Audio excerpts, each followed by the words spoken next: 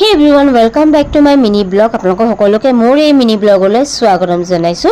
So guys বেটিয়ে কি খাইছে জানে?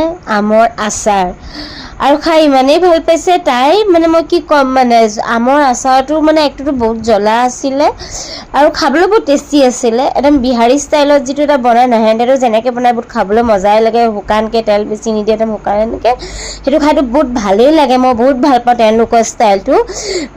আৰু বেটিও দেখিছে নাই খাইছে কেনেকৈ, ইমান ধুনীয়াকৈ বেটিয়ে খাই আছে। মানে কি ক'ম, মই মানে ভাতৰ লগত মানে লৈছিলোঁ খাবলৈ, বাট মানে তাইক লাগে, তো মই ভাবিলোঁ যে তাইনো ক'ত খাব, পেলাই দিব, জ্বলা ইমান আছে, কিন্তু তাইক মানে খাই আছে দেখিছেনে।